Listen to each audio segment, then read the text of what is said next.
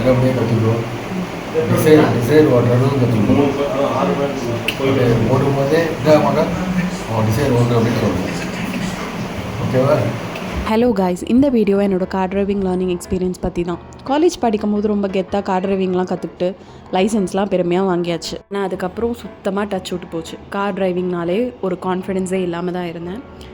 சடனாக ஒரு நாள், இன்னும் எவ்வளோ நாள் நம்ம இப்படியே பயந்துக்கிட்டே இருக்க போகிறோம் அப்படின்னு சொல்லி தான் இந்த கார் டிரைவிங் டச்சப் கிளாஸ் கேட்டேன். இதை பற்றி ஃபர்ஸ்ட்டு கேட்டதே எங்கள் அம்மா கிட்ட தான். எங்கள் அம்மாவுக்கு நான் கார் ஓட்டணும்னு பயங்கர ஆசை. சொல்லப்போனால் அவங்களோட ஃபர்ஸ்ட் விஷ் அதுதான்.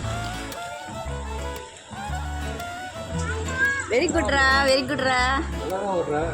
சூப்பர். இப்படி தான் நான் பண்ணுற ஒரு விஷயத்துக்கும் அவங்க என்கரேஜ் பண்ணிகிட்டே இருப்பாங்க.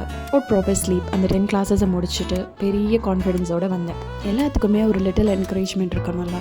என் பேரண்ட்ஸ், ஃப்ரெண்ட்ஸ் கொடுத்த சப்போர்ட்னால தான் என்னோட லிட்டில் ஸ்டெப் எடுத்திருக்கேன். உங்கள் ஸ்டெப் எப்போ?